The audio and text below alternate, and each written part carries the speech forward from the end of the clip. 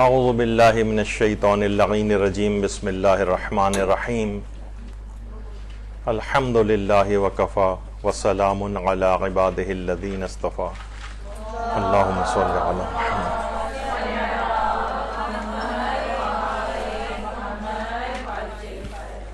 Cigarette اور نشاور چیزوں کے استعمال کے فقہی احکام پر درس نمبر 2۔ پہلا درس سگریٹ اور اس کے جتنے بھی ملتی جلتی چیزیں ہیں اس سے متعلق پہلا درس ہمارا ہو چکا ہے، اور اس میں سارے تقریباً فقہی احکام بیان کیے جا چکے ہیں۔ لیکن سگریٹ بہرحال جو پینے والے ہیں وہ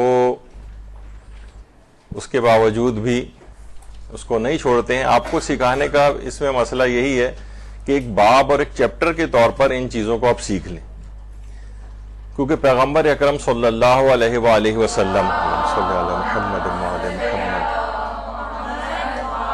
فرماتے ہیں کہ جو شخص علم کا ایک باب سیکھے تاکہ رضا الہی کی خاطر اسے دوسرے لوگوں کو سکھائے تو خدا اسے 70 انبیاء کا اجر عنایت فرماتا ہے۔ تو روایات میں اس طرح کی بہت زیادہ فضیلت بیان کی گئی ہے۔ ظاہر معاشرے میں آپ رہتی ہیں، گھر والوں کے ساتھ رہتی ہیں، مرد حضرات عام طور پر بھی آپ سنیں گی کہ مختلف اس طرح کے نشوں کے زیادہ تر عادی ہوتے ہیں، تو اس سلسلے میں ہماری گفتگو آج آگے بڑھے گی۔ لیکن جیسے کہ اس سے پہلے عرض کیا تھا کہ سگریٹ پینے والے بہت سے لوگ تو بڑا جسٹیفائی بھی اپنے آپ کو کرتے ہیں، شعر بھی بنا رکھے ہیں کہ دنیا میں جو سگریٹ کا طلبگار نہ ہوگا محشر میں خدا اس کا مددگار نہ ہوگا، اس طرح کے شعر بھی بنائے ہوئے ہیں انہوں نے۔ لیکن بہرحال یہ کہ یہ بہرحال اس کی خوفناکی جس قدر ہے وہ پچھلی دفعہ ہم نے آیت اللہ ناصر مکارم شیرازی کے فتوے کے ضمن میں بیان کر دی ہے کہ نقصانات بہت زیادہ ہیں۔ پھیپھڑوں کا کیا اس کے اندر نقصان ہوتا ہے وہ بھی پچھلی مرتبہ یہ بات اچھی طرح آ چکی ہے۔ بہرحال خلاصہ اس کا یہی تھا کہ اگر ضرر پہنچنے کا بہت زیادہ امکان موجود ہے تو اس کا پینا حرام بھی ہو جاتا ہے۔ بہت سے لوگ یہ بھی کہتے ہیں کہ جناب سگریٹ پینے سے 8 منٹ عمر کم ہوتی ہے اور مسکرانے سے 10 منٹ جو ہے عمر بڑھ جاتی ہے، تو کم سے کم اگر مسکرا کے سگریٹ پئیں تو 2 منٹ میں کا پھر بھی اضافہ اس میں ہو سکتا ہے۔ تو بہرحال یہ اس طرح کی باتیں جو ہیں یہ اس کی نقصان کو کم نہیں کر سکتی، تو سگریٹ کے سلسلے میں تو یہ بات ہو گئی۔ اچھا، ایک اور چیز بھی آتی ہے کہ بعض لوگ کہتے ہیں کتنے لوگ سگریٹ پیتے ہیں ان کو تو نقصان نہیں ہوتا، ان کو دیکھ دیکھ کے وہ سوچتے ہیں کہ ہمیں بھی نقصان نہیں ہوگا۔ اچھا، نقصان تو پچھلی دفعہ کتنا بیان ہو چکا ہے، 1 کروڑ سالانہ اموات ہو رہی ہیں، یہ نقصان نہیں ہے؟ کتنا بڑا نقصان ہے، 1 کروڑ سالانہ اموات۔ اور جو بیماریوں کے اندر لوگ مبتلا ہیں ان کی بھی کروڑوں کے اندر تعداد ہے، تو اور نقصان کس کو کہتے ہیں؟ اگر بالفرض بعض افراد ابھی فی الحال آپ کو نقصان ہوتا نظر نہیں آ رہا لیکن کچھ عرصے بعد ہونے لگے گا، وہ کہا جاتا ہے نا کہ ایک صاحب نے کہا کتا ان کا جو ہے وہ بھونکتا تھا، پڑوسیوں نے شکایت کی تو انہوں نے کہا کہ بھئی دیکھیے بھونکنے والے کتے کاٹا نہیں کرتے، تو پڑوسی نے کہا کہ کیا پتہ ہے کب یہ بھونکنا بند کر کے کاٹنا شروع کر دے۔ تو اسی طریقے سے سمجھیں کہ فی الحال آپ کو اگر نقصان نہیں بھی نظر آ رہا، مستقبل میں نقصان یعنی یہی سگریٹ کاٹنے لگے گی آپ کو، پھر کیا ہوگا؟ مجھے اچھی طرح یاد ہے ہمارا نیورو سرجری میں ہاؤس جاب چل رہا تھا، تو وہاں پر 4تھے منزل سے ایک بچی جو ہے وہ گر گئی تھی نیچے اور اسے کچھ بھی نہیں ہوا، تمام اس کے سی ٹی اسکین MRI وغیرہ سب ہوئے، کوئی بھی نقصان نہیں ہوا۔ کتنے لوگوں کے آپ سنتے ہیں کہ جناب وہ فلاں چھت سے نیچے گر گیا لیکن کچھ نہیں ہوا، تو کیا اس وجہ سے کوئی شخص چھلانگ مارے گا نیچے کہ بھئی دیکھیں کتنے لوگ بچ بھی تو جاتے ہیں؟ وہ مرنے والوں کی اتنی کثیر تعداد کو آپ کیوں نہیں دیکھتے ہیں؟ آپ صرف چند ایک بچ جانے والوں کے حوالے سے یہ بات کریں کہ بھئی فلاں بھی تو سگریٹ پیتا ہے لیکن ابھی فی الحال اسے کچھ نہیں ہوا، ابھی کچھ نہیں ہوا، بعد میں کچھ ہونے لگے گا۔ اور کیا پتا آپ کو کہ آپ نے جو تصویر آپ کو دکھائی تھی کہ جسم کا کوئی آرگن ایسا نہیں ہے کہ جس پر سگریٹ اثر انداز نہ ہو رہی ہو، تو کسی نہ کسی عنوان سے بیماریاں لوگوں کو اس لحاظ سے لگ جاتی ہیں۔ اور ایک بہرحال اس میں ایک سائنٹیفک بھی ایک بات آئی ہے کہ کچھ افراد ایسے ہیں کہ جس میں نکوٹین اندر جا کر یعنی سگریٹ اسموکنگ سے ایک خاص اس کے ڈی این اے کے اندر ایک چینج آتی ہے جس کی وجہ سے ان کے پھیپڑوں کو زیادہ نقصان نہیں پہنچتا ہے، لیکن اور آرگنس کو نقصان پہنچ سکتا ہے. آپ تو یعنی لوگ یہ سمجھتے ہیں عام طور پر بس سگریٹ سے لنگ کا کینسر ہوگا، نہیں، اس سے کتنی ہائی بلڈ پریشر، دل کے امراض، دنیا جہان کے امراض، سینکڑوں امراض اس سے جو ہے وہ پیدا ہوتے ہیں. تو صرف چند افراد کو دیکھ کر یا جن کو فی الحال کچھ نہیں ہوا اس کو دیکھ کر یہ نہیں کہنا چاہیے بھائی فلاں فلاں کو تو نقصان نہیں ہوا، ابھی نقصان نہیں ہوا تو خدا نخواستہ بعد میں نقصان ہو جائے گا. اور وہ کروڑوں کی تعداد کو بھی تو نقصان ہو رہا ہے نا جو سالانہ مر رہے ہیں، اور کروڑوں جو اس میں امراض میں گرفتار ہو رہے ہیں. تو یہ ایک عام طور پر سگریٹ پینے والوں کے دماغ میں ایک تھنکنگ آتی ہے کہ وہ کچھ ایسے افراد کو دیکھتے ہیں کہ جن کی عمریں کافی ہو گئی ہیں سگریٹ پیتے ہوئے، فی الحال انہیں کچھ نہیں ہوا ہے. تو بہرحال یہ نقصان اس میں آتے ہیں. اس کے بعد آ جائیے اگلا ایک چیز ہے جس میں مختصراً گفتگو ہوگی ایک لحاظ سے، وہ ہے شراب پینے کا. اور یہ چیزیں بہت آنے لگی، بہت یہ اطلاعات میں آ رہی ہیں کہ صاحبان ایمان بھی اس کے اندر مبتلا ہو رہے ہیں. پیغمبر اکرم صلی اللہ علیہ وآلہ وسلم فرماتے ہیں کہ جب شراب خور مر جاتا ہے تو اس کی روح کو 7ویں آسمان پر لے جایا جاتا ہے، جبکہ کرامن کاتبین اس کے ساتھ ہوتے ہیں. تو وہ کہتے ہیں خدایا تیرا فلاں بندہ مر گیا اور وہ نشے کی حالت میں تھا، تو خدا ان دونوں محافظ فرشتوں کو کہتا ہے کہ اس کی قبر کی طرف پلٹ جاؤ اور قیامت تک اس پر لعنت کرتے رہو. اور پیغمبر اکرم یہ بھی ارشاد فرماتے ہیں کہ جہنم میں ایک وادی ہے جس کی گرمی اور حرارت سے اہل دوزخ دن میں 70 مرتبہ فریاد اور استغاثہ کریں گے. تو آپ سے فرمایا گیا کہ اس عذاب میں کون لوگ مبتلا ہوں گے؟ تو آپ نے فرمایا اس عذاب میں قرآن کو ماننے والے شراب خور اور نماز کو ترک کرنے والے مبتلا ہوں گے. یعنی وہ مسلمان ہوں گے، مومن ہوں گے، قرآن کو مانتے ہوں گے جبھی تو وہ، لیکن وہ نماز نہیں پڑھتے ہوں گے اور وہ شراب خور ہوں گے. یعنی جہنم کی ایک وادی ہے جس سے اہل دوزخ پناہ مانگیں گے، اس میں یہ دو افراد جائیں گے. اور رہبر معظم سے بھی ایک سوال پوچھا گیا کہ اگر ماہرین کسی شخص کو کہیں کہ شراب کے علاوہ تمہاری بیماری کا کوئی علاج نہیں ہو سکتا ہے تو پھر شراب پینے کا کیا حکم ہے؟ تو انہوں نے جواب میں یہی فرمایا کہ کلی طور پر حرام چیز کے ساتھ علاج کے سلسلے میں حکم یہ ہے کہ اگر انسان کو ماہر شخص کے کہنے پر اطمینان ہو جائے کہ بیماری کا علاج صرف یہی ایک ذریعہ ہے اور علاج کرنا بھی ضروری ہے، تو ضرورت کی مقدار میں حرام چیز کا استعمال جائز ہے. لیکن روایات میں آیا ہے کہ پروردگار عالم نے شراب میں شفا نہیں رکھی، یعنی شراب میں کوئی شفا نہیں. عام طور پر اگر کوئی کہے بھی اس طرح سے تو اپنے طور پر لوگوں کے کچھ مشاہدات ہوں گے، لیکن اللہ نے شراب میں شفا نہیں رکھی. تو لیکن اگر کسی کی جان ہی اسی پر موقوف ہو، مثلا پیاس سے مارا جا رہا ہو، فقط شراب موجود ہو، تو ظاہر ہے کہ پھر اس کے لیے اپنی جان کو بچانا واجب ہو جاتا ہے. لیکن فقط اتنی مقدار میں صرف پی سکتا ہے کہ جس سے جان بچ جائے. یعنی 1 گھونٹ یا 2 گھونٹ پینے سے پیاس سے جان بچ سکتی ہے. تو یہ نہیں کہ وہ پورا جو ہے وہ بوتل اس کی چڑھا جائے کہ مجھے پیاس اپنی بجھانی ہے، نہیں، ایسا نہیں. یہ بہت ضروریات کا مسئلہ ہے. اور ہمارے چھٹے امام جعفر صادق علیہ الصلوۃ والسلام، ابو بصیر کہتے ہیں کہ میں چھٹے امام کی خدمت میں حاضر تھا کہ اسی وقت ایک عورت وہاں پر آئی. اس کا نام تو ام خالد عبدیہ. ام خالد عبدیہ آئی اور کہنے لگی کہ مولا میں شدید بیمار ہوں، میری بیماری کا علم تمام اطباء کو دکھا چکی ہوں، لیکن بیماری کا میرے کوئی بھی علاج نہیں ہے. صرف اطباء کہتے ہیں فقط ایک علاج ہے کہ تم شراب پیو. تو چھٹے امام نے فرمایا کہ جب اطباء نے کہہ دیا تو میرے پاس کیوں آئی ہو؟ اس نے کہا کہ آقا اور مولا میرے آپ ہیں. پروردگار عالم جب قیامت میں پوچھے گا کہ مثلا تم نے یہ عمل کیوں کیا، تو میں یہ کہہ سکوں گی کہ میرے آقا اور مولا نے حکم بیان فرمایا تھا. لیکن اس کے باوجود بھی روایت طویل ہے، اس کا خلاصہ یہ ہے کہ امام جعفر صادق علیہ السلام نے منع فرمایا، اللہم صلی علی محمد وعلی محمد، اور اس کو گلے کی طرف اشارہ کر کے فرمایا کہ جس وقت جان نکلے گی اور روح یہاں تک پہنچے گی تو اس وقت تمہیں شرمندگی کا احساس ہوگا کہ تم نے یہ عمل کیوں کیا.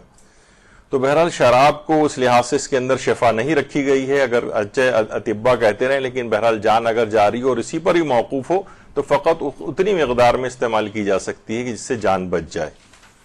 لیکن بیماری کی کسی اس میں شفا نہیں. اور نشہ دیکھیے اتنا زیادہ یہ منحوس چیز ہے کہ حضرت امیر المومنین علیہ السلام فرماتے ہیں، اللہم صلی علی محمد وعلی محمد،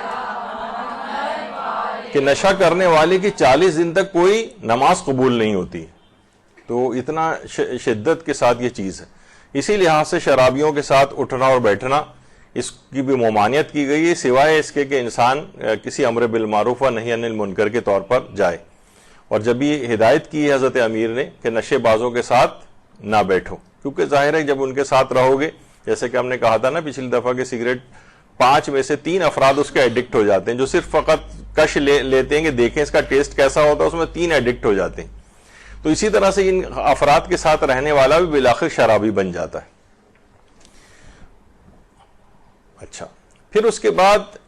پیغمبر اکرم ایک جملہ یہ بھی ایک حدیث میں یہ بھی ارشاد فرماتے ہیں کہ جو شخص خدا کے علاوہ کسی اور کی خاطر بھی شراب نوشی کو ترک کرے تو اللہ اسے بہشت کی سربا مہر شراب رحیق مختوم پلائے گا. حضرت امیر نے عرض کیا کہ اللہ کے علاوہ کسی اور کی خاطر کرے تب بھی؟ فرمایا ہاں، خدا کی قسم اپنی جان کو بچانے کے لیے بھی اللہ اسے جزا عنایت فرمائے گا. یعنی کسی بھی نیت سے شراب نوشی کو ترک کرے، بس ترک کر دے تو پروردگار عالم اس کا اجر و ثواب اور جنت کی شراب اس کو جو ہے عنایت فرمائے گا. تو اس حد تک ہے یہ کہ غیر اللہ کے لیے بھی کوئی عمل ہو رہا ہے تب بھی اس میں جزا دی جا رہی ہے، حالانکہ قربتاً الی اللہ ہونا چاہیے. نہیں، چلو اپنی جان بچانے کے لیے صحیح، اپنی بیماری کے لیے صحیح، کسی بھی طور پر صحیح، تم اس سے اپنا پیچھا چھوڑاؤ. شراب نوشی سے اصل میں بچنے کا ایک عمل بھی ہے. یہ سورہ مدثر کی جو آیات ہے، کتاب جو خواص آیات قرآن کریم ہے، اس میں یہ ہے کہ اگر زعفران سے ان آیات کو جو سورہ مدثر کی ہیں کسی چیز پر لکھ کر اس کو دھو کر اس کا پانی خالص نیت سے یہ دعا کرتے ہوئے پیے کہ اللہ مجھے اس شراب نوشی کی عادت سے میری جان چھڑائے اور 7 دن تک اس کو شراب نوشی کرنے والے کو یہ پانی پلایا جائے، تو انشاءاللہ اس کی یہ منحوس عادت جاتی رہے گی. یہ خاص اس کا ایک عمل علماء نے بتایا ہے کہ اگر کسی کو شراب نوشی کو ترک کروانا ہو تو اس لحاظ سے یہ ایک اہم چیز ہے. اور بہرحال اسی دنیا کے اندر اگر کسی کو پینا ہی ہے مشروب جسے شراب الابرار کہا جاتا ہے، وہ زمزم ہے. نیک اور پارسا لوگوں کا مشروب یہ ہے، نہ کہ جو ہے وہ منحوس شراب جس کی اتنی مذمت کی گئی ہے. تو اسی دنیا کے اندر یہ شراب الابرار کہا جاتا ہے، زمزم. یہ انسان جو ہے اس میں پیے، مومنین کی خاص علامت بتائی گئی ہے کہ وہ زیادہ پیتے ہیں. اور اس میں جو سب سے آخری سوال ہے آیت اللہ سیستانی کے فتوے کے مطابق کہ ایسا ریسٹورنٹ جس میں کام کرنے والے کھانے کی میز پر شراب تو پیش نہیں کرتا ہے، مگر جن برتنوں میں شراب پی جاتی ہے ان برتنوں کو دھوتا ہے، کیا ایسا کام جائز ہے؟ تو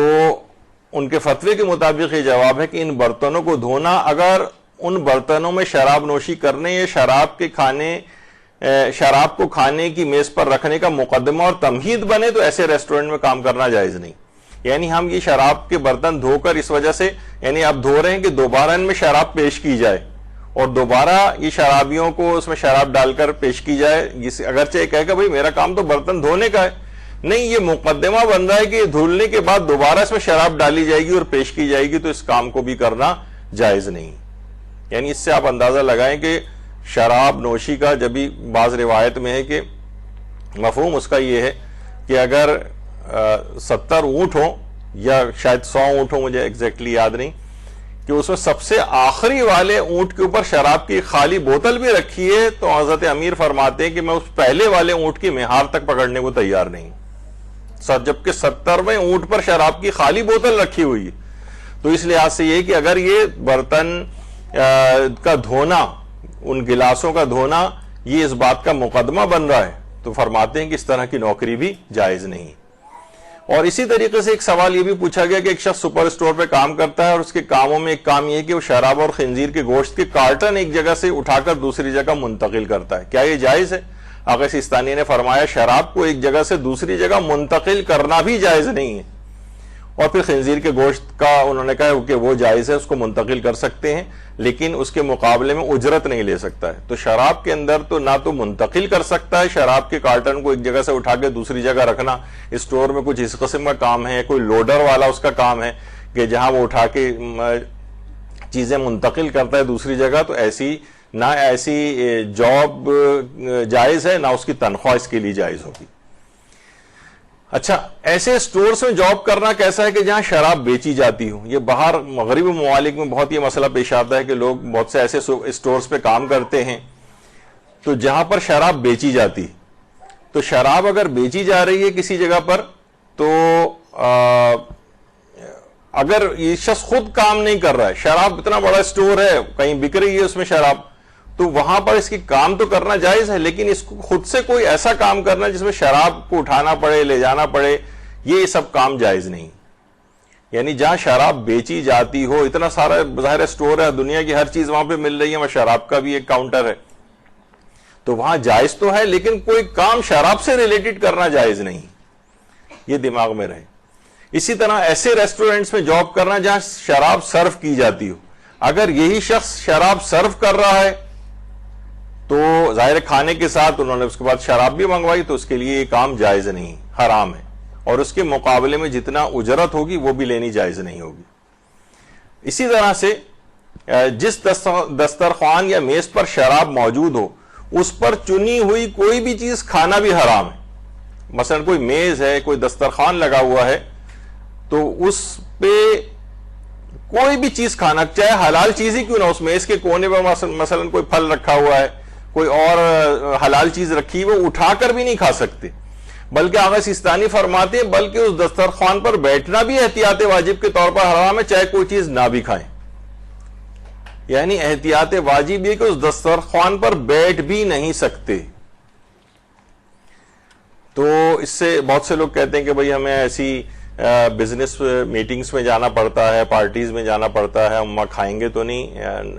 اور ہم صرف حلال چیز آرڈر کریں گے اپنے لیے، نہیں، ایسی میز پر بھی نہیں بیٹھ سکتے کہ جہاں شراب رکھی ہوئی ہو احتیاط واجب کی بنا پر، اور کوئی چیز اٹھا کر کھا بھی نہیں سکتے، وہ تو فتوے کی بنا پر حرام ہے، اور وہاں پر بیٹھنا احتیاط واجب کی بنا پر حرام ہے۔ اچھا، اسی طرح سے دیکھیے باہر خاص طور پہ یہ ہوتا ہے کہ مٹھائیوں، کھانوں اور سیلیڈز وغیرہ پر بھی شراب کی معمولی سی مقدار وہ لوگ کچھ نہ کچھ ضرور ملاتے ہیں، شاید ہی کوئی چیز وہاں پر کھانا یا سیلیڈز وغیرہ یا مٹھائیاں کی جس کے اندر وہ شراب نہ ملاتے ہوں۔ یعنی عام بھی اگر کوئی کھانا ہے، آپ وہ ٹی وی پہ جو اس کے مختلف پروگرامز آتے ہیں، جو مختلف چینلز ہیں اس کے کھانا بنانے والے ترکیبوں کے، تو اس میں آپ دیکھیں گے کہ ضرور اس کے اندر کچھ نہ کچھ وائن کا تڑکا جو ہے وہ اس پہ لگایا جاتا ہے، یہ جائز نہیں۔ اور اگر کسی کو اطمینان ہو کہ اس کے اندر وائن ملائی گئی ہے تو اس کھانے کا کھانا بھی جائز نہیں۔ اچھا، دواؤں میں الکوہل کا ایک مسئلہ ہے، دواؤں میں الکوہل سب سے زیادہ ایک مسئلہ۔ اچھا، ایلوپیتھک دواؤں میں بھی الکوہل ہوتا ہے جس کا بھی ہم آگے چل کر ذکر کریں گے، اور ایک ہے ہومیوپیتھک دواؤں میں الکوہل۔ اچھا دیکھیے، ہومیوپیتھک دواؤں میں الکوہل، اس میں ایتھائل الکوہل ہوتا ہے۔ ہومیوپیتھی دواؤں میں جو الکوہل ہے وہ شراب نہیں ہوتی۔ مثلا لوگ یہ ایسا نہیں ہے کہ آپ کہیں کہ اس کے اندر وسکی یا ووڈکا یا اس طرح کی منحوس جو نام ہے اس کے، ان میں سے کوئی چیز ملائی گئی ہو۔ ایتھائل الکوہل یہ اس کے اندر ہوتی ہے، اور آگے چل کر ہم اس کا ذکر کریں گے ابھی کہ اس میں کیا ہوتا کیا ہے۔ الکوہل کیوں ہومیوپیتھک دواؤں میں ملائی جاتی ہے؟ وہ اس وجہ سے ملائی جاتی ہے کہ یہ پریزرویٹو کے طور پر ہوتی ہے، پریزرویٹو یا اسٹیبلائزر کے طور پر، یعنی دوا کو پریزرو کرنا ہوتا ہے یا اسٹیبلائز کرنا ہوتا ہے اس کے لیے۔ البتہ اب کچھ ایسے مسلمان ہومیوپیتھس بھی آ گئے ہیں جو کہتے ہیں کہ ہم الکوہل کو نہیں ملائیں گے اس کے اندر، بلکہ اس میں جو دوا کو اسٹیبلائز کریں گے یا پریزرو کریں گے وہ آب زمزم یا عرق گلاب میں کریں گے۔ اب مجھے اس کی سائنٹیفک ایویڈنس وغیرہ تو پتہ نہیں کہ اس سے کتنا فرق پڑتا ہے، لیکن بہرحال انہوں نے کرنا شروع کر دیا کہ ہم کیوں ایک ایسی چیز کو ملائیں جو شراب کی مانند ہے، یہ شراب جیسی ہے۔ تو یہ آب زمزم اور عرق گلاب کے اندر بھی یہ کام ہونے لگا ہے۔ لیکن بہرحال ابھی ہم جو رائج ہے وہ یہ ہے کہ عام طور پر آپ نے سنا ہوگا کہ اس میں ہومیوپیتھی میں ایک مدر ٹنکچر ہوتی ہے، مدر ٹنکچر جس کے اندر دوا ہوتی ہے اور الکوہل ملائی جاتی ہے، اور اس کے اوپر بھی آپ دیکھ رہے ہیں کہ اس پہ لکھا ہوا ہے الکوہل کانٹینٹ 60%، کسی میں 40% ہوتا ہے، کسی میں 50%، 60%، 70%، 80%، 90% تک بھی ممکن ہے کہ الکوہل ملائی جائے۔ اچھا، یہ جو مدر ٹنکچر ہے یہ ہومیوپیتھک دواؤں میں ایک تو یہ ہوتی ہے جو کہ عام طور پر اس کے قطرے پانی میں ملا کر پیے جاتے ہیں، اور یا پھر یہ گلوبیولز کی صورت میں یا گولیاں ہوتی ہیں میٹھی میٹھی، اور اس کے اندر وہ دوا ملائی یعنی الکوہل ملائی جاتی ہے. تو ان دونوں کا حکم میں ابھی بیان کرتا ہوں آپ کو. اچھا، مدر ٹنکچر جو ہے اس میں الکوہل کی مقدار کتنی ہوتی؟ الکوہل کی مقدار یہ میں نے جیسے ابھی کہا کہ 50%، 60%، 70%، 80%، 90% تک بھی ہو سکتی ہے، لیکن وہ مدر ٹنکچر براہ راست نہیں پی جاتی، اس کو پانی میں ملا کے پیا جاتا ہے. شاید وہ ٹاکسک بھی ہو جائے اگر براہ راست اس کو اس طرح سے پیا جائے، اور اس میں الکوہل شامل ہوتی ہے اتنی مقدار میں. اچھا، سب سے پہلی چیز یہ ہے کہ دیکھیے جو الکوہل ہوتی ہے بہرحال وہ زیادہ مقدار میں اگر پی جائے، جو الکوہل ہومیوپیتھک دواؤں میں ملائی جاتی ہے اگر اسے زیادہ مقدار میں پیا جائے تو اس سے نشہ ہوتا ہے. تو اب اس کو کیا کیا جائے کہ کسی طریقے سے اس میں قاعدہ کہلاتا ہے، اس کا نام ہے قاعدہ استہلاک. یعنی ہم اس کے اندر وہ جو قطرات پانی کے اندر ملا کر پی رہے ہیں، اگر ہم اتنا پانی اس کے اندر ڈال دیں کہ یہ دوا اندر گھل مل کے بالکل ختم ہو جائے، یا اس کی مقدار اتنی کم ہو جائے کہ نیگلیجیبل اماؤنٹ رہ جائے. آغا سیستانی نے اس کا ایک وہ بتایا ہے قاعدہ، وہ یہ ہے کہ اس کی مقدار 2% سے کم ہو جائے. یعنی جو الکوہل 60% تھی اس کے اندر وہ 2% سے کم ہو جائے. اس کا بھی ایک طریقہ ہے، وہ ابھی آگے سے. تو ہم اس کو کہتے ہیں قاعدہ استہلاک. آپ کو یاد ہوگا پچھلی بار ہم نے ایک چیز اس کے اندر بتائی تھی کہ مثلا ہم دانتوں سے اگر کسی کا خون آتا ہے اور معمولی سا خون آ رہا ہے،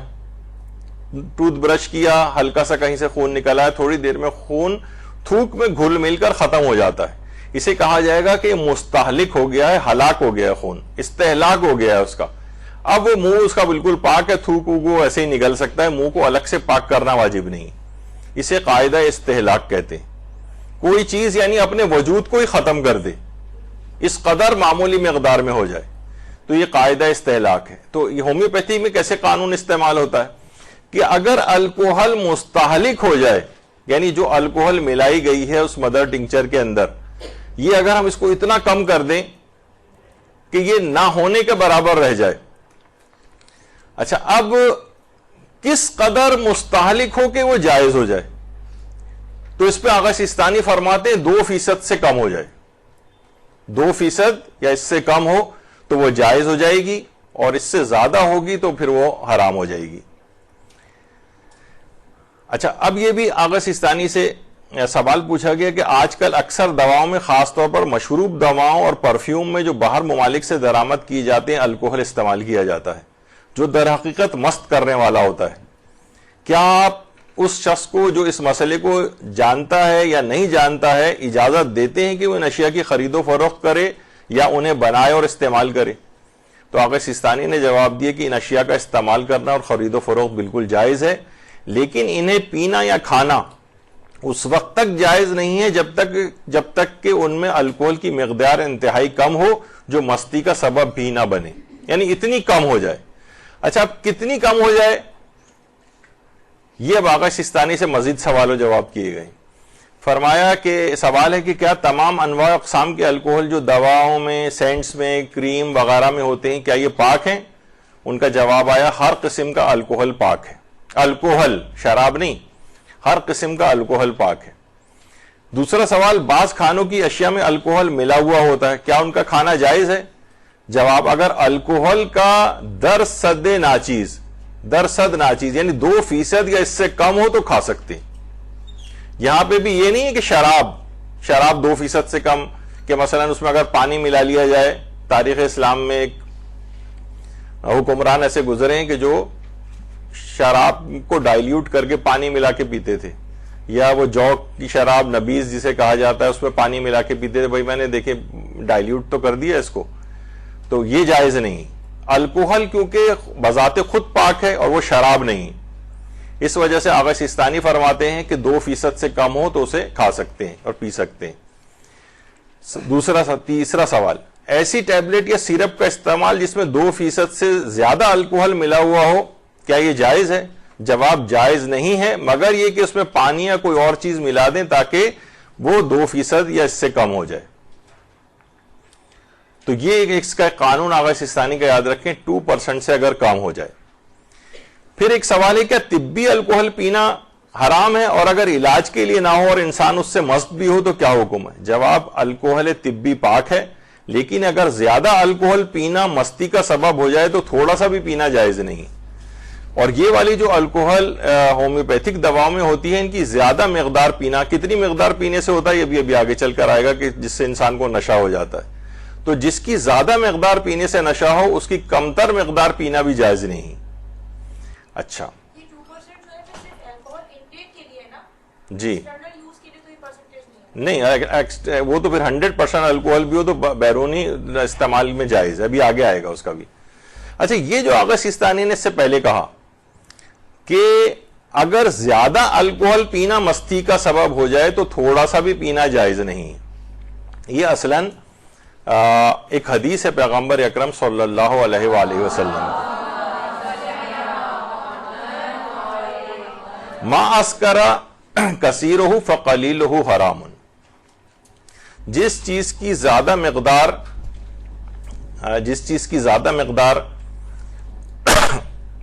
پینا نشے کا سبب ہو، اس کی کمتر مقدار پینی بھی جائز نہیں ہے، اور وہ بھی حرام ہے۔ یہ حدیث پیغمبر ہے، اور یہ کتب شیعہ کے اندر بھی والی حدیث آئی ہے،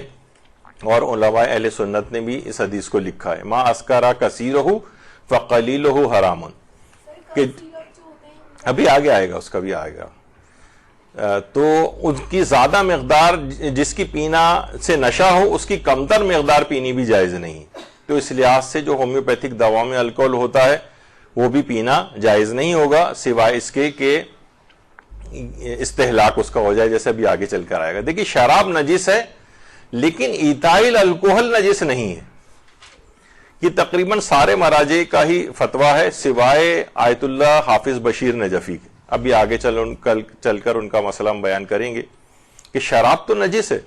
لیکن ایتھائل الکوہل نجس نہیں ہے۔ اور آغا سیستانی فرماتے ہیں الکوہل چاہے صنعتی ہو یا طبی ہو، اس کی تمام اقسام پاک ہیں، مگر یہ کہ یقین ہو جائے کہ الکوہل شراب کو تبخیر یعنی بھاپ کے ذریعے اور شراب کے قطرہ قطرہ کرنے سے حاصل ہوئی۔ اگر ایسا کوئی چیز ہوئی ہے، اس کو شراب کو قطرہ قطرہ کرنے سے حاصل ہو رہی ہے، تو پھر اس صورت میں وہ نجس رہے گی۔ یعنی شراب والی چیز نہیں ہونی چاہیے، الکوہل الگ چیز ہے، اور یہ شرابیں جو ہیں وہ خاص طریقے سے بنائی جاتی ہیں، یہ الگ مسئلہ ہے ان کا۔ تو الکوہل چاہے صنعتی الکوہل ہو، جو مختلف یہ وارنش وغیرہ اور یہ اس سے پہلے جو چیزوں میں استعمال ہوتی ہے، یہ صنعتی الکوہل کہلاتی، ایتھائل الکوہل، میتھائل الکوہل۔ لیکن یہ کہ ان کی تمام اقسام جتنی بھی ہیں سب کی سب پاک ہیں، سوائے اس کے کہ خاص ایک طریقے سے وہ شراب والا جو پروسیس ہوتا ہے اس میں شراب بننے کے بعد وہ نجس ہو جاتی۔ اس لحاظ سے یہ جتنی بھی لسٹرین ہیں یا یہ ماؤتھ واش ہیں یا گارگلز وغیرہ کرنے کی جتنی بھی چیزیں آتی ہیں، ان میں آپ دیکھ رہی ہیں کہ ان میں جو الکوہل کا کانٹینٹ ہے، کسی میں 26% ہے، کسی میں 21% ہے، 18% ہے، 14% ہے، 8% ہے، یہ سب 2% سے زیادہ ہیں۔ ان کا استعمال کیوں جائز ہے؟ اس وجہ سے کہ یہ پاک ہیں، تو ظاہر ہے ان کو پیا تو نہیں جاتا ہے،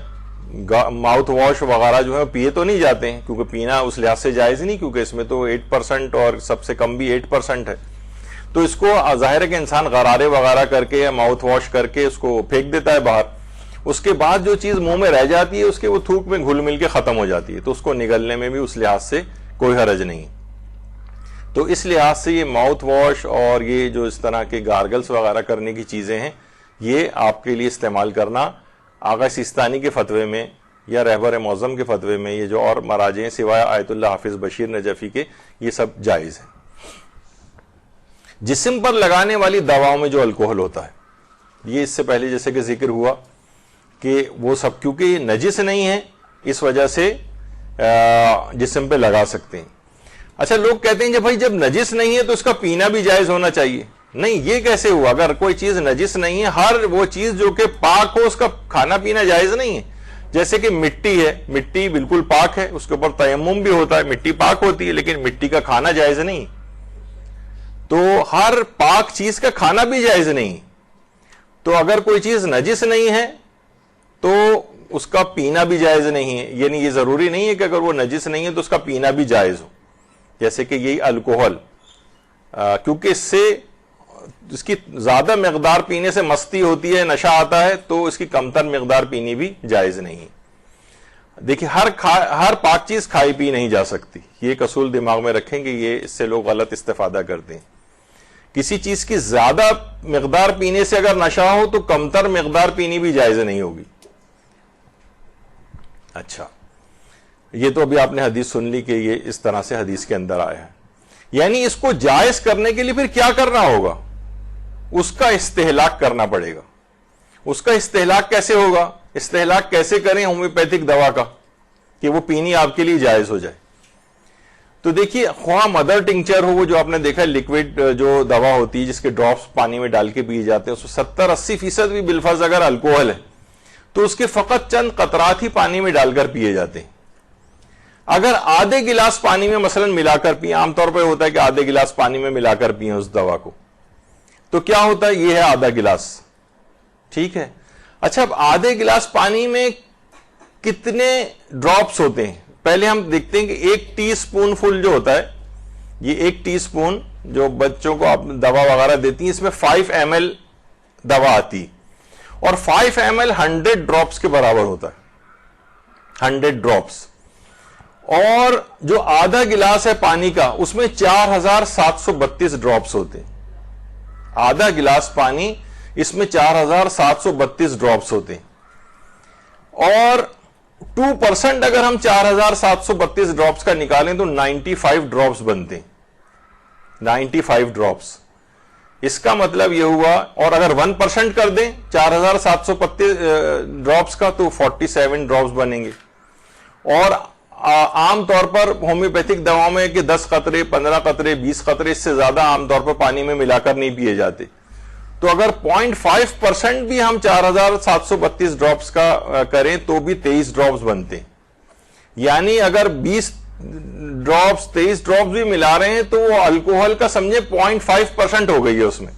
یعنی استہلاک ہو گیا. تو اور یہ تو بہت کم ہے 0.5%، یعنی 95 ڈراپس تک بھی اگر اس کے اندر یعنی 2% ہے تو اتنی مقدار بھی، وہ بھی ہومیوپیتھی کی، اس میں اگر الکوہل جو ملائی گئی ہے خواہ وہ کتنی مقدار کیوں نہ ہو، لیکن وہ آدھے گلاس پانی میں اگر ملا کر پیئیں گے تو سمجھیں کہ 95 یا 97 ڈراپس کے برابر تک بھی جائز ہو سکتی. اور یہ تو پھر بھی بہت ہی کم ہے. اگر ہم 10 20 30 ڈراپس بھی اگر پیتے ہیں تو 0.5% 0.7% تک الکوہل اس میں جاتی ہے، جو آپ کو لیے بالکل جائز ہے. یہ میں نے تھوڑا سا ایک سائنٹیفک ایک اس کے طور پر چیز بتائی کہ لوگ یہ حیران ہوتے ہیں کہ جب معمولی مقدار بھی پینی جائز نہیں ہے اس کی، جس کی زیادہ مقدار پینے سے نشہ ہوتا ہو، تو پھر جو ہے وہ ہومیوپیتھک دوائیں کیسے جائز ہیں؟ تو وہ اس طرح سے جائز ہیں کہ ان میں پانی میں ملا کر پینے والی جو دوائیں ہیں ان میں بہت کم مقدار اس کی رہ جاتی ہے، یعنی استہلاک ہو جاتا ہے. استہلاک.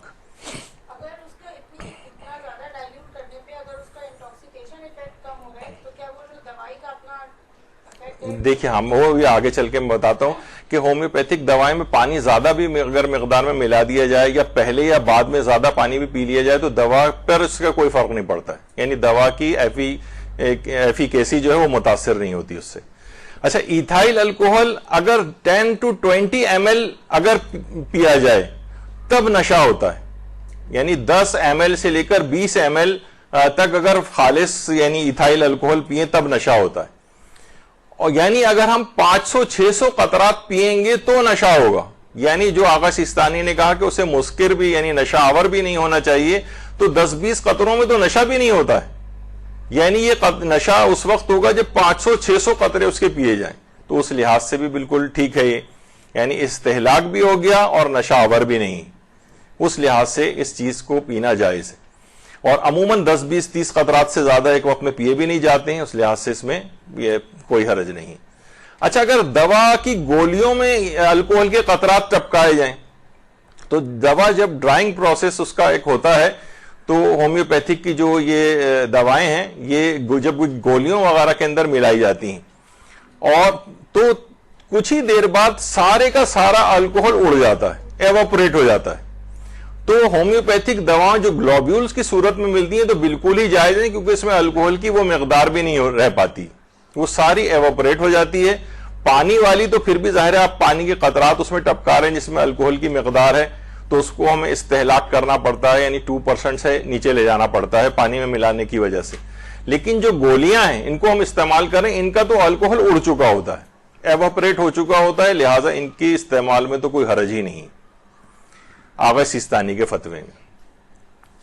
آیت اللہ حافظ بشیر نجفی، ان کے بھی کیونکہ مقلدین کی تعداد ہے تو ان کے نزدیک ہر قسم کا الکوہل نجس بھی ہے اور اس کا استعمال بھی، یعنی کھانا پینا اس کا جائز نہیں۔ یعنی اس لحاظ سے آیت اللہ حافظ بشیر نجفی کے جو مقلدین ہیں وہ ہر قسم کے پرفیومز، ڈیوڈرنٹس یہ استعمال نہیں کر سکتے، یعنی وہ عطریات وغیرہ کے اوپر جائیں، سوائے اس کے کہ واقعتاً کوئی ایسی بیماری ہو کہ جس میں علاج فقط یہی الکوہل والی دوائیں اور متبادل کوئی نہ ہو۔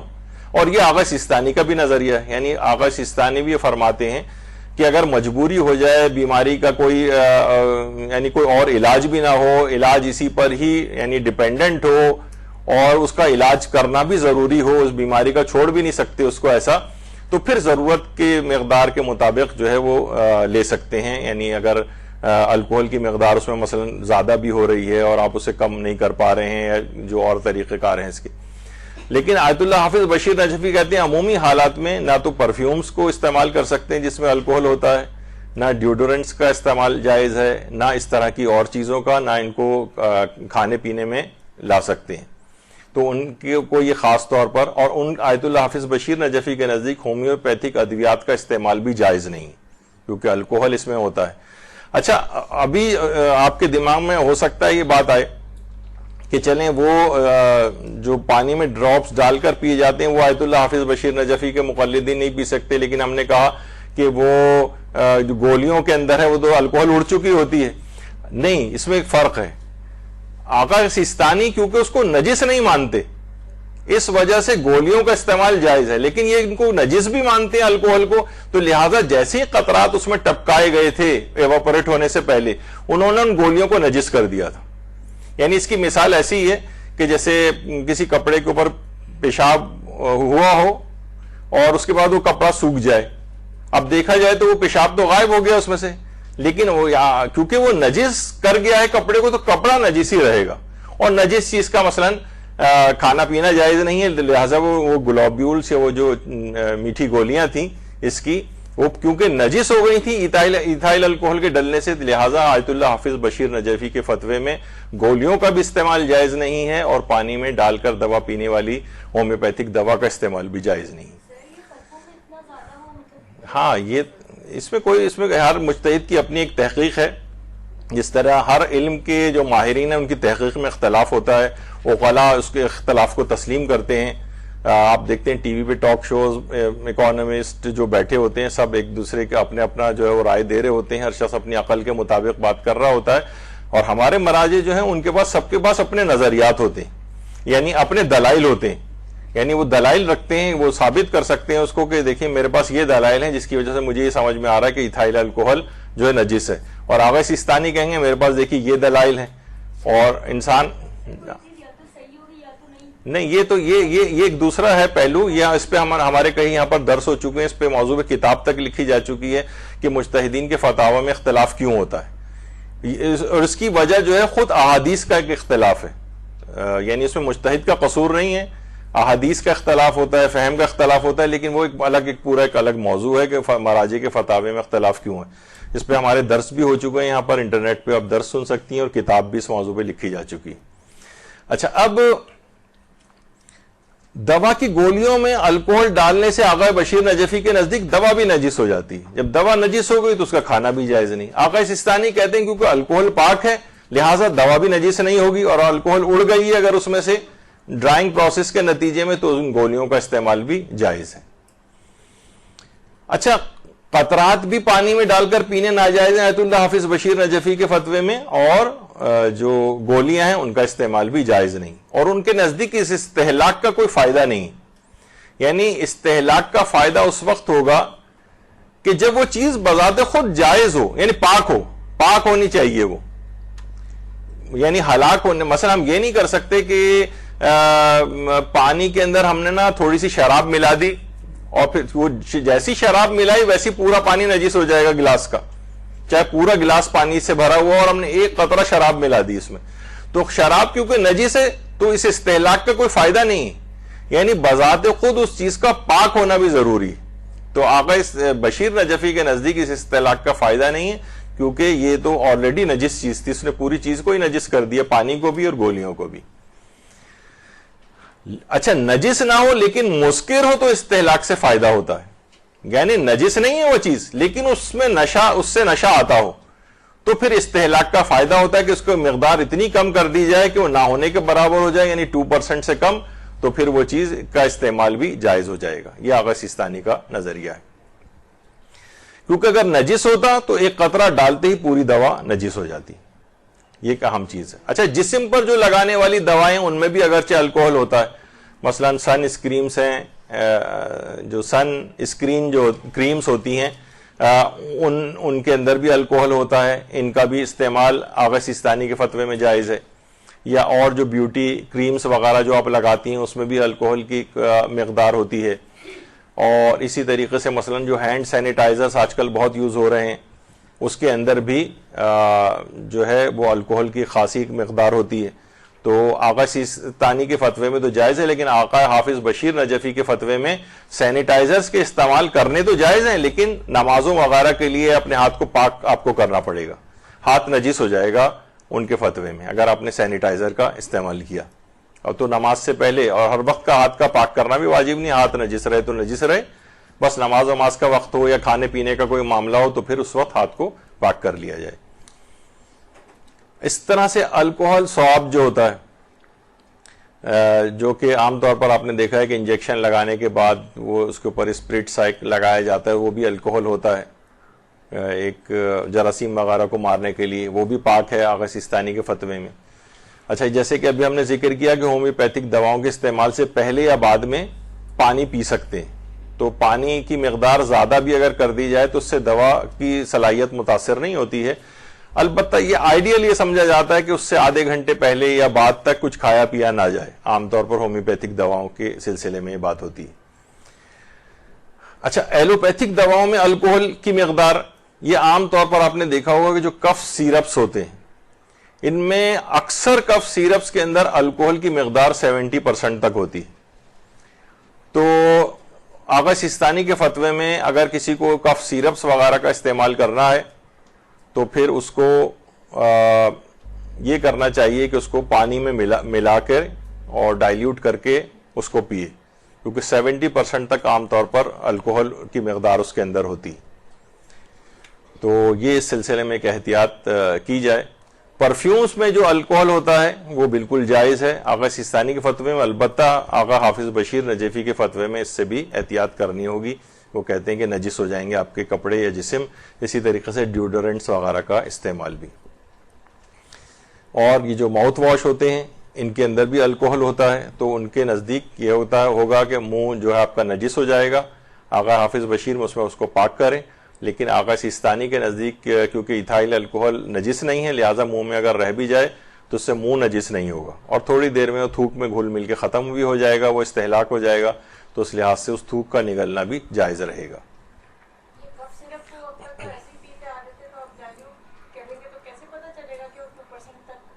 میں نے ابھی آپ کو بتایا تو ہے کہ آدھا جو گلاس پانی کے اندر بھی اگر آپ اس کو ملا لیں تو ہو جائے گا اس سے، ہاں سیرپ بھی ایک گلاس پانی میں ملا لیں، آدھے گلاس پانی میں ملا لیں، اس سے فرق نہیں پڑتا ہے، کیونکہ ویسے بھی اگر آپ پئیں اور اس کے فوراً بعد ایک گلاس پانی اس کے بعد پی لیں آپ تو دوا پہ کوئی فرق نہیں پڑتا ہے، بلکہ جتنی بھی اس کو ڈائلیوٹ کر کے اور وہ اس کے شاید ہضم کرنے میں اور آسانی ہو اس کے۔ اچھا، اب یہاں تک تو یہ الکوہل سے متعلق جتنے بھی دواؤں کا بھی الکوہل تھا اس کے بھی آپ کو پتہ چل گئے مسائل. اب اس کے بعد ایک اور خطرناک چیز ہے جو منشیات کے حوالے سے ہے، جس کا نام ہے گٹکا. مجھے پتہ نہیں کہ ابھی بھی کسی کے منہ میں نہ ہو یہاں پر، کسی کے خدا نخواستہ یہ، کیونکہ خواتین میں بھی یہ چیز بہت زیادہ بڑھ گئی ہے اور یہ ایک انتہائی مضر صحت چیز ہے. اور صرف کراچی کے 55,000 جو کھوکے ہیں سگریٹ اور پان کے، 55,000 کراچی میں، تقریباً ان سب پہ گٹکا اویلیبل ہوتا ہے. اچھا، اب اس کے اندر ہے کیا؟ تو دیکھیے گٹکا جو ہے، ویسے تو جناب کہتے ہیں کہ اس میں جو ہے وہ تمباکو کا پتا ہوتا ہے اور اس کے اندر جناب تھوڑا سا کتھا ہوتا ہے اور اخروٹ تھوڑا ملایا جاتا ہے، کچھ الائچی ملائی جاتی ہے، تو کچھ فلاں اچھی اچھی چیزیں آپ کو عام طور پر بتائی جاتی ہیں. لیکن تو اگر اتنی اچھی چیزیں ہوتی ہیں اس کے اندر تو پھر تو ویسے بڑا مقوی طور پر یہ آپ کو جو ہے اس کی دکان پہ ملتا ہے، ڈرائی فروٹس وغیرہ کی، یہ پان کی دکان پہ کیوں ہے؟ تو جو باقاعدہ اس پر ریسرچ کی گئی ہے اور اس کے انگریڈینٹس نکالے گئے ہیں، جو ریسرچ کی جو لیبارٹریز ہیں انہوں نے، تو معلوم یہ چلا ہے اس کے اندر کہ جناب ٹھیک ہے اس کے اندر وہ تمباکو تو ہوتا ہی ہے، اس کے اپنے ہارمفل ایفیکٹس کتنے ہیں وہ تو آپ نے سگریٹ کے اندر ہی بھی سنے ہیں. اس کے علاوہ یہ ہے کہ اس کے اندر بہت سی جو گٹکے ہیں ان کے اندر افیم بھی ملائی جاتی ہے، افیم، جی ہاں، گٹکے کے اندر. اور اس کے علاوہ ایک اور چیز اس میں لکڑی کا برادہ ملایا جاتا ہے جو تھوڑا سا اس کو ایک بلک جو ہے وہ پرووائڈ کرتا ہے. اس کے علاوہ اس میں چونے کا پتھر، لائم سٹون وغیرہ ملایا جاتا ہے اور اس کے اپنے خطرناک ایفیکٹس الگ ہیں کہ منہ کو کیسے کاٹتا ہے وہ. اس کے علاوہ جو اس کے میں خاص اس کا ایک جس سے لوگ کہتے ہیں بھائی ہمارا منہ بڑا تیز ہے، منہ کٹ جاتا ہے اس سے، اس میں پسا ہوا شیشہ ملایا جاتا ہے، کرشڈ گلاس. تو اس کی ایک مقدار اس کے اندر ملائی جاتی ہے. یعنی سائنس کی لیبارٹریز نے یہ بتایا کہ اس کے اندر گٹکے کے اندر کیا کیا چیزیں ہوتی ہیں. تو جو کرنچی قسم کا لوگوں کو ٹیسٹ آتا ہے غالباً اس وجہ سے آتا ہے، پسا ہوا شیشہ اس میں ہوتا ہے. اور کیونکہ کتھا مہنگا پڑتا ہے تو جانوروں کا خون اس میں ملایا جاتا ہے اور سلاٹر ہاؤسز جتنے مذبح خانے ہیں یہاں سے خون لے جایا جاتا ہے. باقاعدہ لوگ گٹکا بنانے والے لے کر جاتے ہیں، ان کا کانٹریکٹ ان سے ہوتا ہے اور وہ کتھے کے بجائے اس کے اندر جانوروں کا خون وہ سستا پڑتا ہے، وہ ملایا جاتا ہے. اس کے علاوہ اس میں بیٹری میں جو ڈالنے والا پانی ہے وہ بھی ملایا جاتا ہے، جس سے عام طور پر یہ ہوتا ہے کہ ڈی ہائیڈریشن وغیرہ کاز ہوتی ہے اس سے اور اس طرح کی چیزیں. بیٹری کا پانی بھی ہوتا ہے اس میں. اور اس کے اندر انتہائی گھٹیا قسم کی چھالیاں ملائی جاتی ہیں، گھٹیا قسم کی سی گریڈ چھالیاں جس میں پھپھون لگی ہوئی ہوتی ہے، جراثیم سے بھرپور ہوتی ہے، کیونکہ وہ آپ کو اس طرح سے تو نہیں. تو یہ تمام چیزیں اس کے اندر ملائی جاتی جو انتہائی ساری کی ساری انتہا سے زیادہ مضر صحت چیزیں. اچھا، اب بڑی حیرت انگیز بات یہ ہے کہ ہمارا جو سندھ ہے، ظاہر ابھی ہم اس کے لحاظ سے یہاں پر بات کر رہے ہیں، سندھ کے اندر تقریباً 3,000 نئے کیسز گٹکے کی وجہ سے جو بیماریوں والے ہیں جن میں کینسرز وغیرہ ہیں، 3,000 کے قریب اس کے اعداد و شمار جمع کیے گئے ہیں کہ تقریباً 3,000 نئے کیسز روزانہ کا اس میں اضافہ ہو رہا ہے. بہت خوفناک حد تک اضافہ ہو رہا ہے گٹکا کھانے کی وجہ سے. اور سندھ کے اندر، کراچی کے اندر تو تقریباً 40-50% تقریباً کوئی نہ کوئی نان اسموکنگ جو نشہ قسم کی جو چیزیں ہیں یہ ہر شخص تقریباً استعمال کر رہا ہے. 40-50%، یعنی سمجھیں ہر 2 میں سے 1 آدمی کوئی نہ کوئی اس قسم کے نشے کا عادی ہوا ہے، چاہے وہ چھالیا ہو، چاہے وہ پان ہو، چاہے نان اسموکنگ والا. ظاہر ہے اس کے اندر کوئی دھواں تو نہیں نکلتا ہے، وہ اس کی ایک الگ آپ نے سگریٹ کے حوالے سے چیز سن لی. لیکن اس کے مسلسل مریض بڑھتے چلے جا رہے ہیں اور تقریباً 20,000 سالانہ نئے گٹکے کی وجہ سے جو منہ کے کینسرز کے جو مریض آ رہے ہیں، یعنی تقریباً 20,000 سالانہ جو ہے وہ ان میں اضافہ ہوتا چلا جا رہا ہے. منہ کے کینسر اس سے ہونے لگتا ہے. لوگ اکثر کہتے ہیں نا کہ بھائی، مجھ سے بھی ایک صاحب نے پوچھا تھا کہ بھائی ہم سگریٹ چھوڑ کے کیا یہ تمباکو والا پان کھانا شروع کر دیں؟ تو میں نے کہا کہ اگر مثلا لنگ کینسر آپ کو پسند نہیں اور منہ کا کینسر پسند ہے تو آپ کی مرضی ہے. یعنی کوئی نہ کوئی دونوں چیزیں اپنی جگہ پر خطرناک ہیں. تو بہرحال یہ کہ مریضوں کی اتنی تیزی کے ساتھ تعداد میں اتنے بڑے بڑے امراض میں اضافہ ہو رہا ہے یہاں پر. خاص طور پر جو ٹھٹا، جو سندھ کا ایک علاقہ ہے ایک شہر جس کی آبادی 10 لاکھ ہے، اس میں سے 8 لاکھ افراد یعنی 80% آف ٹھٹا پاپولیشن جو ہے وہ گٹکا استعمال کرتی، 80%، اور اتنی تیز رفتاری کے ساتھ وہاں سے کینسر کے مریض اور یہاں پر علاج کے لیے جو ہے وہ لائے جا رہے ہیں کہ ہزاروں کی تعداد تقریباً پر ڈے کے قریب جو ہے وہ بن رہی ہے۔ ظاہر آپ نے جو اس کے انگریڈینٹ سنے کتنے خطرناک، پسا ہوا شیشہ تو فلاں اور یہ اور برادہ اور ہزاروں اس طرح کی چیزیں، اور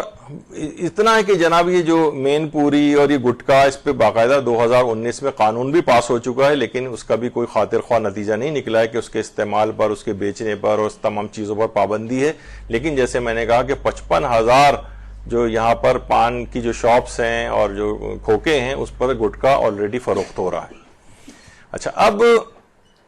بچے بھی اس کے بہت زیادہ عادی بن رہے ہیں، اور ایک اور بڑی خطرناک بات یہ ہے اس کے اندر کہ یہ عام طور پر جو یہ middle class, lower middle class اور پور کلاس جو ہے،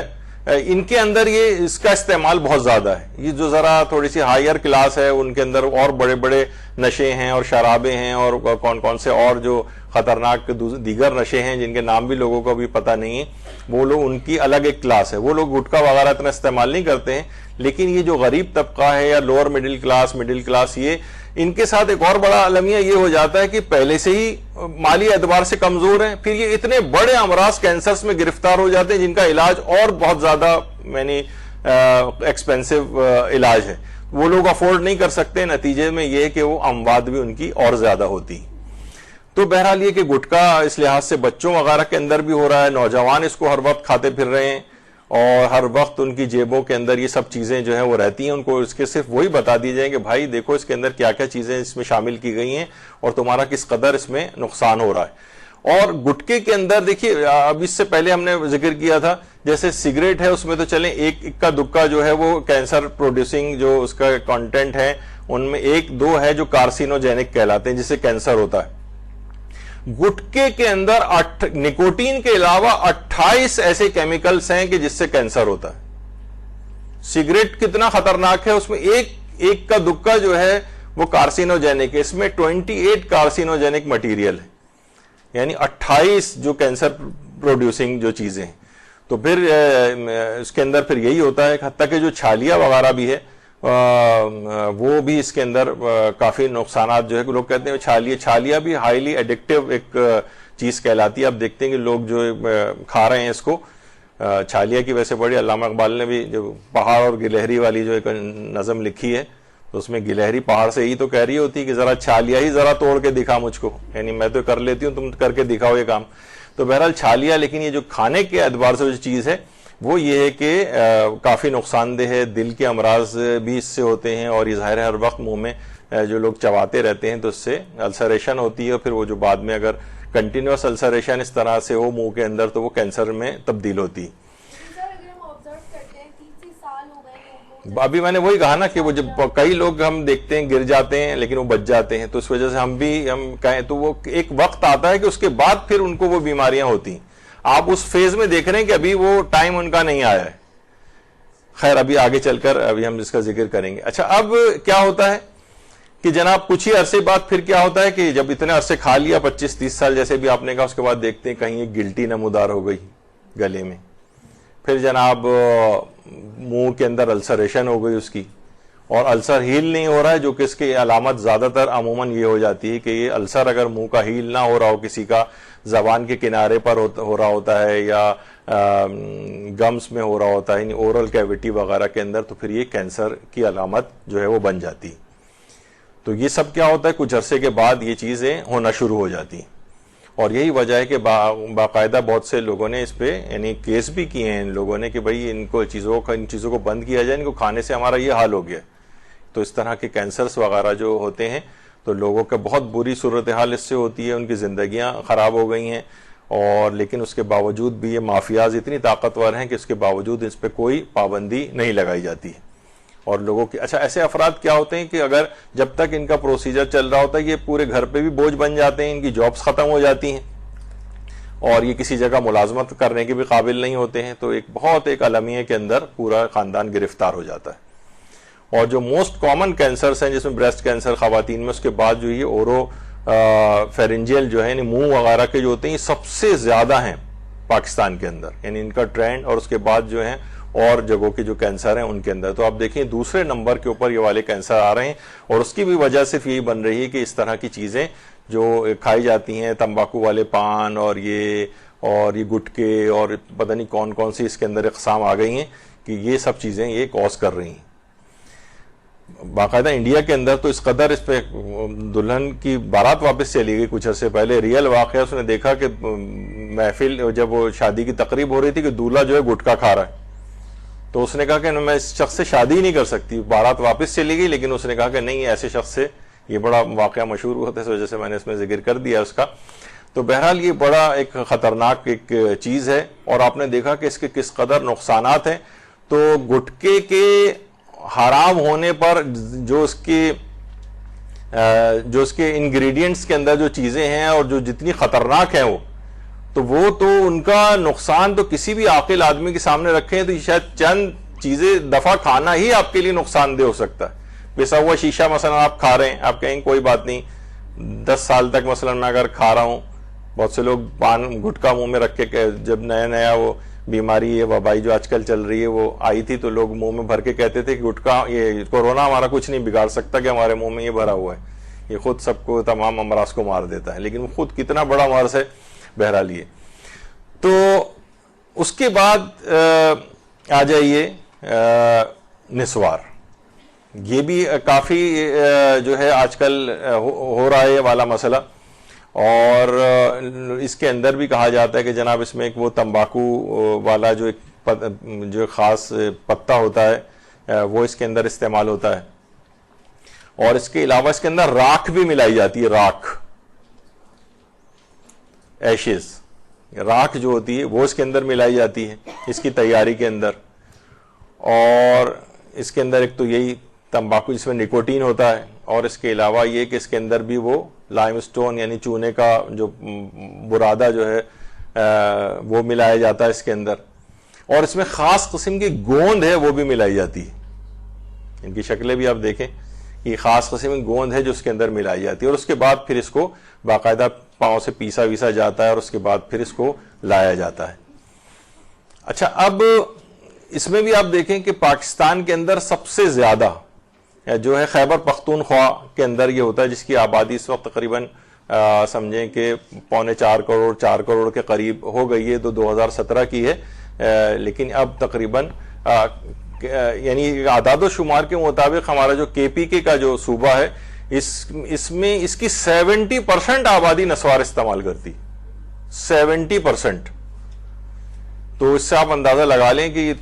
تقریباً یہی 2.25 کروڑ کے قریب لوگ جو ہیں صرف خیبر پختونخوا میں نسوار استعمال کرتے ہیں. آپ دیکھ رہے ہیں گٹکا کتنے لوگ استعمال کر رہے ہیں، سگریٹ کی کتنی بڑی مقدار آپ نے پچھلی مرتبہ سنی تھی. ابھی تو میں اور نشوں کی طرف ابھی گیا نہیں ہوں آگے. تو بہرحال دیکھ رہے ہیں کہ کتنی بڑی تعداد ان کی ہے. اور صرف یہی نہیں ہے، اچھا لوگ عام طور پر یہ سمجھتے ہیں کہ شاید یہ نسوار جو صرف یہ ہمارے علاقے کے اندر ہے. نہیں، یہ سب سے زیادہ نسوار رشیا میں استعمال ہوتی،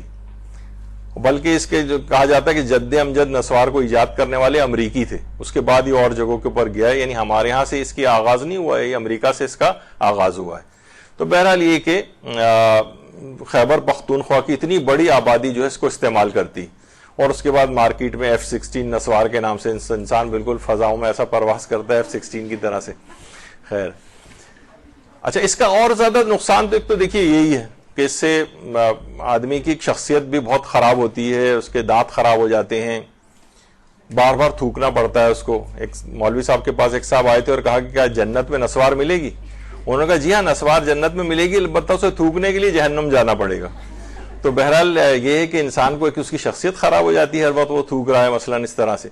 اور نسوار کے اندر ایک اور خصوصیت یہ ہے کہ یہ خون میں چربی کی مقدار کو ڈپازٹ کرتی ہے آپ کے، یعنی خون کی نالیوں کے اندر چربی کی مقدار، یہ یلو کلر کی جو ہے یہ چربی ہے جو خون میں بڑھتی چلی جاتی ہے. اس وجہ سے نسوار کا زیادہ استعمال سے کارڈیو ویسکولر جو امراض ہیں اس کے اندر بھی مسلسل اضافہ ہو رہا ہے. اور ہسپتال، اب تو ظاہر ہے لوگوں کے علم میں نہیں ہے، آپ تو اپنے گھر میں بیٹھی ہیں، آپ کو کیا پتا کہ اسپتالوں میں کس طرح سے وارڈ بھرے ہوئے ہیں اور اس کے مریض مسلسل ہزاروں کی تعداد میں آ رہے ہیں، اور پتہ ہی چلتا ہے کہ جناب نسوار کا استعمال اس میں ہو رہا ہے۔ اور صرف پاکستان میں 6 ارب روپے سالانہ کی نسوار کھائی جاتی ہے۔ ابھی آپ نے اس سے پہلے کتنی بڑی تعداد اس کی سنی تھی سگریٹ اسموکنگ کی، یا واقعی اگر صرف یہ نشے اگر چھوڑ دیے جائیں تو پورے پاکستان کا قرضہ IMF اور ورلڈ بینک کا اتارا جا سکتا ہے۔ تو بہرحال 6 ارب روپے دیکھیے سالانہ کا تو صرف اور صرف نسوار کھائی جاتی ہے پاکستان میں۔ خیر، اور ایک کسی نے ایک ایسی مزہ کا وہ بھی ڈالی تھی اس کی کہ کورونا وائرس کا بھی مؤثر علاج اس کے اندر ہے۔ خیر، پاکستان کے ہمارے جو ایک صدر گزرے غلام اسحاق خان، وہ بھی اس کے بہت عادی تھے، اور ایک دفعہ جب گئے تھے، یہ میں نے شاید پچھلی دفعہ بھی بتایا تھا کہ جب انہیں حج پہ جانا تھا تو حکومت سعودی عرب کو پتا تھا کہ یہ اس کے عادی ہیں، تو کہا کہ ہمارے ہاں نسوار کی بھی پابندی ہے، وہاں پہ بھی یہ ڈرگس وغیرہ کے ضمن میں آتی ہے، تو یہ لانے کی اجازت نہیں ہے۔ تو غلام اسحاق خان صاحب نے کہا تھا کہ اگر خانہ کعبہ مجھے نظر ہی نہیں آئے گا تو طواف کس چیز کا کروں گا۔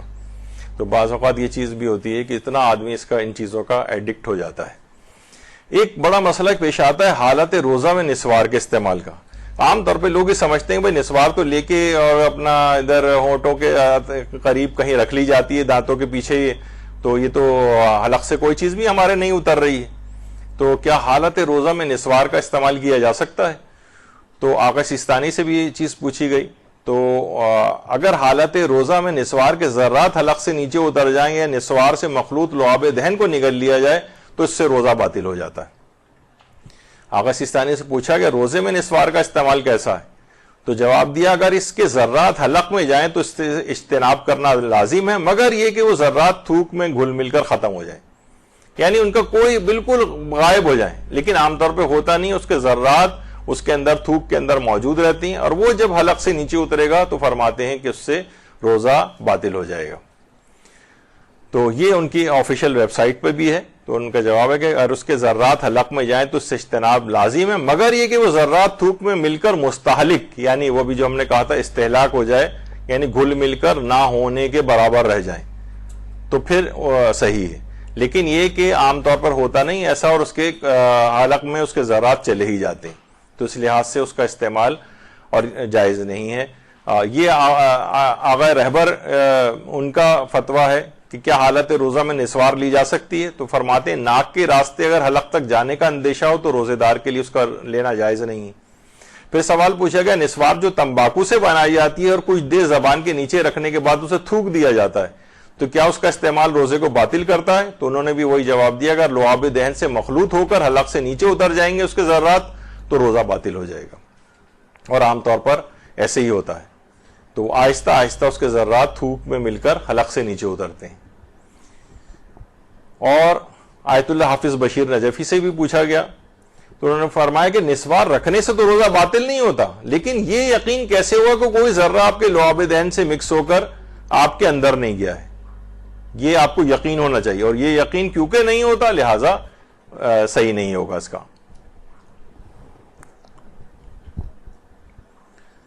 اور آیت اللہ ناصر مکارم شیرازی نے تو اشکال کی بنا پر عام حالات میں بھی نسوار کا استعمال جائز نہیں قرار دیا ہے، یعنی ناجائز ہے ان کے فتوے میں، اور روزے کی حالت میں بھی اشکال کی بنا پر منع ہے، یعنی وہ تو ویسے بھی سگریٹ کو بھی اسی انداز سے کہتے ہیں، اور نسوار کے بھی کچھ نقصانات ان کی نگاہ میں ایسے ہوں گے کہ انہوں نے اس میں بھی اشکال لگایا ہے۔ سگریٹ میں تو فتویٰ دیا ہے، البتہ نسوار میں عمومی حالات میں اشکال لگایا ہے۔ البتہ آغا سیستانی کے فتوے میں یا جو اور دیگر مراجع ہیں وہ عام حالات میں نسوار کو حرام قرار نہیں دیتے، صرف حالت روزہ میں نسوار کا استعمال اگر وہ اس کے ذرات تھوک میں مل کر حلق سے نیچے اتریں تو پھر وہ مبتل روزہ شمار ہوتے ہیں، لیکن عام حالات میں نسوار کے حرام ہونے کا الگ سے کوئی فتویٰ مراجع نے نہیں دیا ہے سوائے ناصر مکارم کے، انہوں نے اشکال لگایا ہے۔ آیت اللہ اسحاق فیاض ان کے نزدیک بھی یہ تو فرماتے ہیں کہ اگر آپ نے کسی نے نسوار حالت روزہ میں رکھی اور حلق میں اس کے ذرات چلے گئے تھوک کے ساتھ مل کر تو قضا بھی کرنی ہوگی، وہ روزہ بھی باطل ہوگا، قضا بھی ہوگی اور کفارہ بھی ہوگا۔ تو لیکن عمومی حالات میں آیت اللہ اسحاق فیاض نے بھی الگ سے نسوار کے حرام ہونے کا فتویٰ نہیں دیا ہے۔ آیت اللہ محقق کابلی وہ بھی فرماتے ہیں کہ نسوار کے حرام ہونے کی یا مکروہ ہونے کی کوئی دلیل ہمارے پاس الگ سے نہیں ہے، البتہ بہرحال اگر رمضان میں آپ نے استعمال کیا ہے اس کو اور تھوک میں مل کے جا رہے ہیں تو روزہ تو باطل ہو جائے گا۔ آیت اللہ اسحاق فیاض ایک اور بھی چیز کہتے تھے، اگر ویسے ہی رکھا ہوا ہے آپ نے تو وہ کہتے تھے اشکال یوں بھی ہے کہ اس سے نا حد کے حرمت رمضان ہوتی ہے، یعنی لوگوں کی نگاہ میں رمضان، یعنی آپ اس میں نا یہ نسوار عام دنوں کی طرح سے اپنے منہ میں رکھا ہوا ہے، اس سے رمضان کا احترام مجروح ہوگا، تو اس وجہ سے بھی اس کا استعمال ممکن ہے کہ جائز نہ ہو آپ کے لیے کہ اگر حتی کہ حرمت رمضان ہو رہی۔ تو بہرحال یہ آیت اللہ محقق کابلی، ان کا انتقال ہو چکا ہے ویسے، تو یہ بہرحال نسوار ہے، اس کے آپ نے وہ بھی سن لیے ہیں فقہی احکام بھی، اور اس کے اندر بہرحال ایک اچھی چیز تو نہیں ہے کہ جس قدر بھی ممکن ہو اس سے پیچھا چھڑانا چاہیے۔ اچھا اب آ جائیے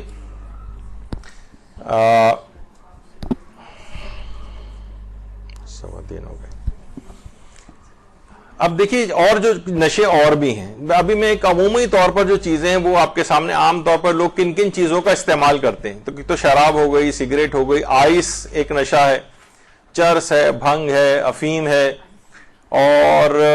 ہیروئن ہے، حشیش ہے، حقہ، سگار، بیڑی، کوکین اور شیشہ، چھالیا، گٹکا، تمباکو والا پان، نسوار، ویپ، ای سگریٹس، LSD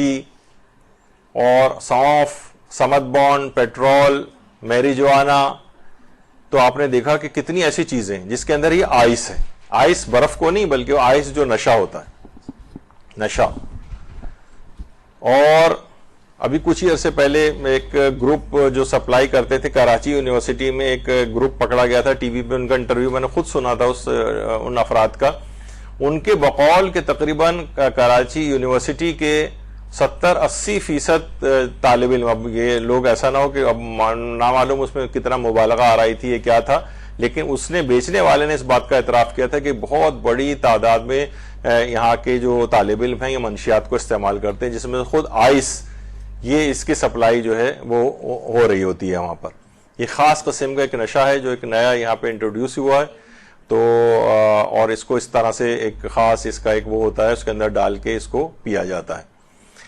اچھا ابھی اس کا حکم میں آگے چل کر بتاتا ہوں، اب تقریباً ہم ہر چیز کو الگ الگ اتنا بیان نہیں کریں گے، ورنہ تو پھر تو یہ 5-10 نشستیں اور چاہیے، اتنے زیادہ نشے اس میں ہیں، لیکن یہ کہ ان کا ایک اصول بیان ہو جائے گا کہ مراجع سلسلے میں کیا کہتے ہیں۔ یہ خوبصورت چیز جو ہے اس کا نام چرس ہے، چرس۔ اچھا اب یہ جو ہے اس خاص طریقے سے یہ بھی بنائی جاتی ہے اور یہ بھی اس کے اندر شمار ہوتی ہے، اور یہ بھی کسی چرسی کا ایک شعر ہے، کسی سے نہ امید وفا کیجئے، چرس پیجئے اور سب کو دفع کیجئے۔ اب اس میں جو اسپیلنگ مسٹیک ہے وہ چرسی ہونے کی وجہ سے ہیں، تو بہرحال لوگ اس طرح سے بھر کر بھی اس کو پیتے ہیں، یہ بھی ایک نشاور ظاہر ہے کہ چیز ہے، اور اس کا حکم بھی آگے چل کر ہم بیان کریں گے۔ یہ حشیش ہے،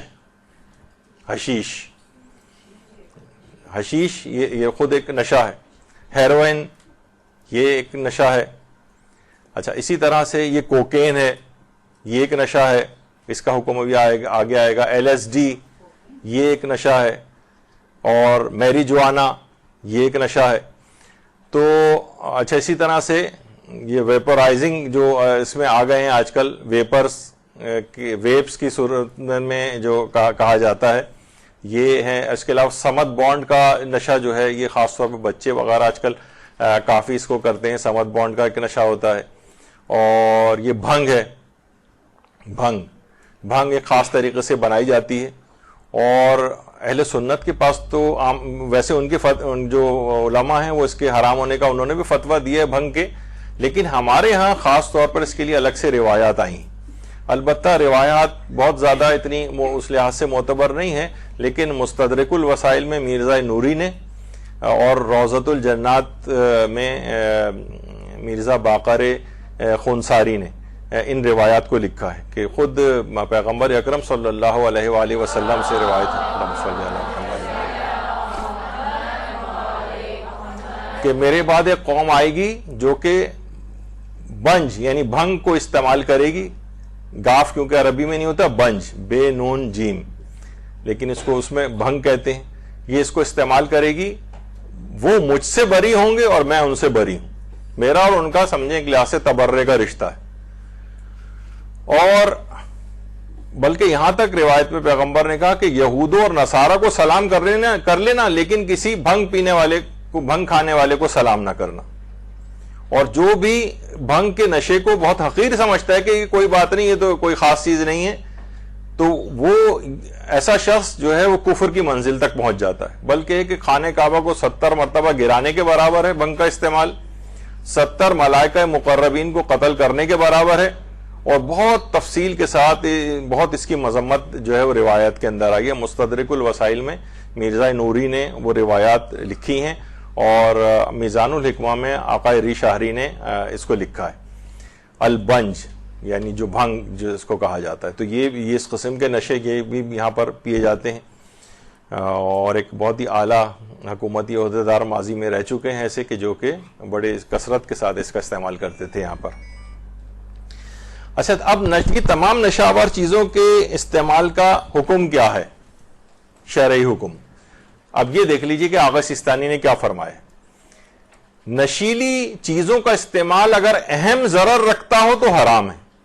وہ تو کہتے ہیں فتوے کی بنا پر حرام ہے. اہم اگر ضرر یعنی قابل توجہ ضرر رکھتا ہے، اور یہ تمام چیزوں میں قابل توجہ ضرر تو ہے. یعنی یہ جتنے بھی آپ نے اس سے پہلے ابھی نشے دیکھے ہیں، کچھ کا کم کا ہے، کچھ کا البتہ بہت زیادہ ہے، لیکن بہرحال اگر قابل توجہ ضرر ہو تو آغا سیستانی فرماتے ہیں فتوے کی بنا پر حرام ہے. اگرچہ ایسا ضرر مسلسل نشہ کرنے کی وجہ سے لاحق ہو یا کسی اور وجہ سے ہو،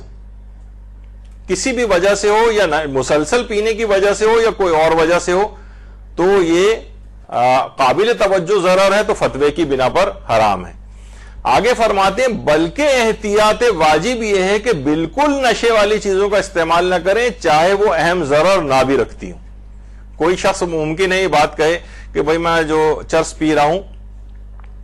تو مجھے تو کوئی خاص ضرر نہیں ہو رہا، میں تو مثلا ہفتے میں صرف ایک چرس، روزانہ ایک سگریٹ خالی پیتا ہوں اس کی، اور مجھے یقین ہے کہ اہم ضرر بھی میرے جسم پر کچھ نہیں ہو رہا ہے. آغا سیستانی فرماتے ہیں احتیاط واجب کی بنا پر نشہ والی چیزوں کا استعمال چاہے اہم ضرر نہ بھی رکھتا ہو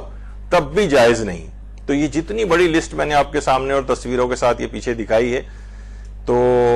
چاہے وہ افیم ہو، چرس ہو، یا آغا سیستانی کے فتوے میں یہ ساری کی ساری چیزیں اگر اہم ضرر نہ بھی رکھتی ہوں تو احتیاط واجب کی بنا پر حرام ہے، اور اگر اہم ضرر رکھ رہی ہیں تو فتوے کی بنا پر حرام ہے. تو یہ ایک اس میں ایک اہم بات تھی اس لحاظ سے. اچھا، اسی طرح سے دیکھیے منشیات کو بنانا اور ان کو تیار کرنے کا کام، یہ ایک تو معاشرے کے اندر ظاہر ہے اس طرح کی چیزوں کو بنانا، لے کر آنا، پھیلانا، لوگوں کو نقصان پہنچانا، یہ اس لحاظ سے بھی حرمت کا پہلو آتا ہے. اور دوسرا یہ کہ یہ خلاف قانون ہونے کی وجہ سے بھی حرام ہے، یعنی اس میں کئی حرام چیزیں آ جاتی ہیں. تو منشیات بنانے اور تیار کرنے کا کام، تو ایک تو یہ اس کا مسئلہ ہے. اچھا، اب آ جائیے ذرا پان کے مسئلے پر. پان پہ تو ظاہر ہے یہ عام پان کا پتہ اگر آپ معمولی مقدار میں کھاتے ہیں تو اس کا تو مسئلہ نہیں ہوتا ہے عام طور پر اتنا صحت کے ساتھ، لیکن یہ کہ بہرحال اس کے اوپر جو کتھا، چونا، چھالیا، تمباکو اور اس کے ساتھ جو جتنی چیزیں ایڈ کرتے جائیں گے تو نقصان اور خطرہ اس میں بڑھتا چلا جائے گا. اور یہی وجہ ہے کہ یہ پان چیوئنگ جو کہلاتی ہے، یہ جو پان اس طرح سے کھانا، ان کے اندر بھی ظاہر ہے فقط یہ صرف پان کا پتہ کوئی بھی نہیں کھاتا ہے جب تک یہ تمام لوازمات اس کے ساتھ نہ ہوں، تو لہٰذا یہ بھی اسی پیکیج کا حصہ بن جائے گا کہ جس میں اہم ضرر ہوتا ہے، جس میں ماؤتھ کے کینسرز وغیرہ، وہ یہ پان کھانے والے بہت زیادہ جو افراد جو تمباکو والا، چھالیا اور یہ سب چیزیں، کیونکہ یہ چیزیں کیا ہیں، یہ چونا اور یہ سب کچھ یہ آپ کے اندر جو میوکوزل لائننگ ہے منہ کے اندر کی، یہ اس کو سمجھے وہاں پہ السریشن کاز کرتے ہیں، اور مسلسل کیونکہ کھاتے رہتے ہیں تو وہاں پہ السر ہوتا رہتا ہے اور یہاں تک کہ پھر وہ کینسر کے اندر تبدیل ہو سکتا ہے. تو بہرحال یہ ایک اس کا ایک مسئلہ ہے. پھر یہ مبارک ہاتھوں سے اپنے اکثر پنواڑی جو کھلا بھی رہے ہوتے ہیں پان بیچنے والے لوگوں کو. بہرحال یہ کہ یہ بھی ایک کوئی ویسی چیز نہیں. کبھی کبھار سال 6 مہینے میں ایک آدھ میٹھا پان کھا لیں تو شاید اس کا کوئی اتنا اثر نہ ہو، جراثیم وغیرہ کے اعتبار سے تو ہو سکتا ہے، لیکن یہ باقی چیزیں جتنی بھی آپ کو نظر آ رہی ہیں اس میں آرٹیفیشل کلرز، بہت سے ایسے یعنی جو ایسے کلرز اس میں استعمال ہو رہے ہیں، یہ وہ کلرز نہیں جو کھانے کے قابل ہوں، بلکہ یہ ممالک میں دیواروں پر جو کلر کیے جاتے ہیں اس تک پہ یہ چیزیں بین ہیں، یعنی یہ دیواروں پر بھی نہ کیے جائیں، اتنے مضر صحت ہیں یہ کہ دیواروں پر بھی نہ کیے جائیں تو وہ آپ کو آپ کے جسم کے اندر داخل کیے جا رہے ہیں. تو یہ اس طرح کی بہت ساری چیزیں ہیں اس کے اندر، اور جو اس میں ظاہر ہے کہ عادی ہو جاتے ہیں اس کے، ان کی اپنی شخصیت بھی اس لحاظ سے خراب ہو جاتی ہے. البتہ بہرحال یہاں بہت سارے ایسے مضامین بھی لکھے گئے ہیں. عظیم بیگ چغتائی صاحب کا ممتحن کا پان ایک مضمون ایک زمانے میں بی اے اور ایم اے کی کتابوں کے اندر ہوا کرتا تھا، اس میں پان کی بڑی خصوصیات وغیرہ جو ہے وہ بیان کی گئی تھیں. تو اور کہا جاتا ہے کہ یوفوریا ظاہر ہے چھالیاں کھانے سے بھی ہوتا ہے اور یہ پان کھانے سے بھی ہوتا ہے. تھوڑے سے آدمی یوفورک ہو جاتا ہے، یعنی تھوڑا ہوا میں اڑنے لگتا ہے، ذرا ریلیکس ہو جاتا ہے، ٹینشن وغیرہ اس کی بظاہر کم ہو جاتی ہے، لیکن یہ تو بہت معمولی سا فائدہ ہے اور اس کا نقصان اس کے مقابلے میں بہت زیادہ ہے. تو بہرحال یہ ہے کہ اس کے بعد ایک اور نقصان جو کہ ہمارا قومی نشان میرا خیال ہے اس کو ہونا چاہیے اس چیز کو، یہ جو پان کی پچکاریاں وغیرہ جو اس سے، اور ایک کوئی بلڈنگ ایسی نہیں ہے، کوئی جگہ ایسی نہیں ہے. یہی وجہ ہے کہ جو عرب ممالک ہیں وہاں پر پتہ نہیں 1000 درہم اور 1000 ریال کا فائن عام طور پر ان کے اوپر ہوتا ہے اگر پان کی پیک کوئی تھوکتا ہوا کہیں پہ نظر آئے. تو بہرحال یہ آپ نے دیکھا کہ ہم نے بہت تیز رفتاری کے ساتھ اس کو مکمل کیا، لیکن اس میں اگر چاہتے تو اور نشے کی اور ظاہر ہے کہ اس کے نقصانات بتا کر اس کی جی ہاں سونف، دیکھیے ویسے تو سونف کے اندر فائدے تو زیادہ ہیں، لیکن بہت زیادہ اگر اس کا عادی ہو جائے اگر کوئی شخص، تو اس میں سونف کے متعلق کہا جاتا ہے کہ ایسٹروجن لائک ایفیکٹ ہوتا ہے اس کا. تو لہٰذا وہ خواتین کے جن ظاہر ہے کہ خواتین کے اندر یہ ہارمون سینسیٹیو جو چیزیں ہوتی ہیں، بعض اوقات مختلف کینسرز ایسے ہیں، بریسٹ کینسر ہے، اوویرین کینسر ہے، یوٹرائن کینسر ہے، اس طرح کے جو ہیں سروائیکل کینسر ہے. تو بہرحال اس کے اندر جو جس میں ہارمون سینسیٹیو جو ہیں ان کے اندر مزید فیول ملتا ہے کینسر کو. تو ایسی خواتین خاص طور پر سونف کو استعمال نہ کریں، اور جو حاملہ خواتین ہیں وہ سونف کو استعمال نہ کریں، اس سے کانٹریکشنز وغیرہ ہوتی ہیں اور ایبورشن وغیرہ کے چانسز جو ہیں وہ بڑھ جاتے ہیں. لیکن زیادہ، اور کسی جگہ میں نے ایک دفعہ کسی روایت میں پڑھا تھا، مجھے اس کا ایگزیکٹ ریفرنس یاد نہیں، کہ اس کا زیادہ استعمال دل کے امراض کاز کرتا ہے. لیکن بہرحال ابھی تک کوئی ایسی سائنٹیفک ایویڈنس کے طور پر میرے علم میں نہیں ہے بات، کسی روایت میں غالباً کبھی کسی زمانے میں پڑھی تھی. لیکن ظاہر ہے کہ کسی بھی چیز کا بہت زیادہ استعمال وہ نقصان دہ ہو جاتا ہے. تو ایک حد اعتدال کے اندر تھوڑا تھوڑا کبھی کبھار کھا لی جائے تو حرج نہیں ہے، لیکن اس کو نشے کے طور پر لے جانا تو انسان پھر اس میں اضافے سے اضافہ ہوتا جاتا ہے اور پھر وہ نقصان کی طرف چلا جاتا ہے معاملہ. نہیں جائز ہے.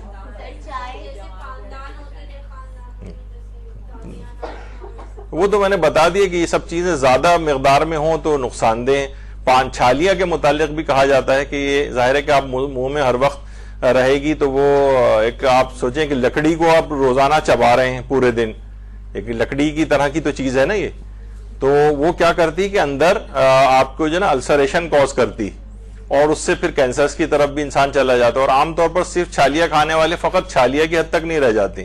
بلکہ آپ دیکھیں کہ میں سب چیزیں بتاؤں کہ ان چیزوں کے اندر ایسی چیزیں بھی ملائی جاتی ہیں، کچھ نشے ایسے کہ جس سے آپ ان کی عادی بن جاتی ہیں. بہت سے، بلکہ مجھے ایگزیکٹلی یاد نہیں ہے، کچھ لوگ اس کا نام بھی بتاتے ہیں کہ بہت سارے چائے والے جو ہوتے ہیں کیوں لوگ دور دور سے ان کی چائے پینے آتے ہیں، وہ ایسی چیز کوئی اس کے اندر نشاور ملاتے ہیں جس سے ان کو ایڈکشن ہو جاتی ہے کہ لوگ میلوں کا سفر طے کر کے فقط اس کے پاس چائے پینے کے لیے آ رہے ہیں. بھائی چائے ہر شخص ایسی چیز ہے کہ ہر شخص گھر میں بھی بنا سکتا ہے اسے، اور اچھی سے اچھی چائے بنا سکتا ہے، لیکن وہ سفر طے کر کے فقط اس دکان یا اس ہوٹل یا اس کھوکے کے پاس جانا چائے والے کے، تو یہ اس کی علامت ہے کہ اس کے اندر کوئی ایسی چیز ملائی جاتی ہے، ڈوڈھیال پتہ اس طرح کی کوئی چیز، کوئی مجھے کسی نے بتائی تھی، اس کا نام سائنٹیفک تو مجھے پتہ نہیں کہ کیا ہے اس کا، لیکن عام طور پہ مشہور ہے کہ وہ ایسی چیزیں ملائی جاتی ہیں.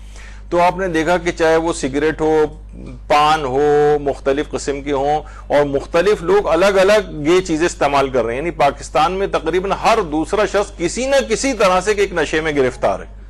تو یہ کیا ہے، اس کے دماغ کو متاثر کرتی ہیں ساری چیزیں، وہ ان کے ہاتھوں بالکل ہینڈی کیپ ہو جاتا ہے.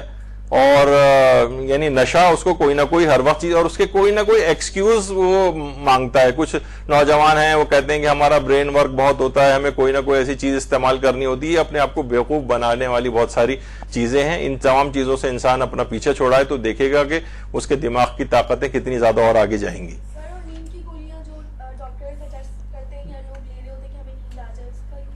ظاہر ہے کہ اگر وہ بالکل اس طور پر ہو، افیم کی کوئی گولیاں اس طرح سے کھانا ہر وہ چیز کے جو اس کے صحت کے لیے نقصان دہ ہو، وہ اتنی مقدار میں کھانا جائز نہیں. جو اصول میں نے آپ کو آغا سیستانی کا بتایا تھا کہ چاہے وہ مستقبل میں ہی اس کے اثرات کیوں نہ ہو، یعنی ابھی سے اتنا عادی ہوگا کہ مستقبل میں جا کے نقصان ہوگا یا امیجیٹ نقصان ہو رہا ہے، دونوں صورتوں میں پھر یہ کام جائز نہیں ہوگا، چاہے وہ دوائیں ہوں یا چاہے کوئی اس طرح کی اور چیزیں ہوں. جی بس اس میں دیکھا جائے گا کہ کتنا معاشرے کو نقصان پہنچا رہا ہے. اگر معاشرے کو نقصان پہنچانے والا ہے، لوگوں کی صحتیں تباہ ہو رہی ہیں اور اس طرح کی کوئی چیز ہے تو پھر ناجائز ہو جائے گا. لیکن یہ دیکھیں یہ چیزیں ہیں نا، مثلا میں نے ایک صاحب تھے جو کہ گٹکا کھاتے تھے، میں نے ان کو بھی چند دن پہلے ہی صرف ان کو یہ چیزیں بتائیں اور دکھائیں کہ دیکھو اس کے اندر جو ہے نا یہ چیزیں ملائی گئی ہیں جو آپ کھا رہے ہیں. تو انہوں نے کانوں کو ہاتھ لگایا کہ آئندہ کبھی، واقعی تو بہت خطرناک چیزیں، آئندہ کبھی نہیں کھاؤں گا. تو لوگوں کو ذرا سا تھوڑا سا اس کا احساس، ابھی لوگوں کو پتہ نہیں، سوچ رہے ہیں بس کیا اس میں تمباکو ہے، یہ ہے وہ، اور کچھ نہ کچھ چیزیں وہ بظاہر ملا بھی دیتے ہیں کہ پستہ ملا دیا اس کے اندر یا اخروٹ کی گری اس کے اندر ملا دی، اور کہتے ہیں دیکھیں یہ چیزیں اس کے اندر ہیں. تو لوگ سوچتے ہیں کہ اچھا، لیکن وہ اور چیزیں جو اس کے اندر ملائی گئی وہ ان کے علم میں نہیں ہے، جو باقاعدہ لیبس نے ان کو نکالا ہے کہ اس کے اندر کیا کیا چیزیں شامل ہوتی ہیں، اور باقاعدہ اوتھینٹک لیبس نے اس میں سے اس کے انگریڈینٹس نکالے. تو اب آپ دیکھیں کہ یہ پسا ہوا شیشہ ہی کتنا، یعنی آدمی تھوڑا سا بھی شیشہ کھا لے تو کتنا، تو وہ پتہ چلا کتنا السریشن اس کے اندر کاز کر رہا ہوگا پورے اس کی غذا کی نالی میں. چائے میں نیکوٹین ہوتا ہے، اسپارٹین ہوتا ہے اس کے اندر، اور کیفین ہوتی ہے اس کے اندر. تو بہرحال یہ سب چیزیں، لیکن وہ اتنی مقدار میں بہرحال نہیں ہے کہ بہت زیادہ آپ کی صحت کو کہ اس سے اموات واقع ہو رہی ہوں. ہاں اگر بہت زیادہ ہے کہ آپ نے دیکھا ہوگا بہت زیادہ چائے پی لیں تو پیلپیٹیشن، دل کی دھڑکن تیز ہو جاتی ہے اور کچھ، لیکن اتنے ہارمفل ایفیکٹ بہرحال اس کے ابھی تک نوٹ نہیں کیے گئے ہیں کہ جو کہ بہت زیادہ مضر صحت چیز شمار ہو. البتہ وہ ضرور ہے کہ ایک دفعہ ایک عالم کی جو امام زمانہ علیہ الصلوۃ والسلام سے ملاقات ہوئی تھی،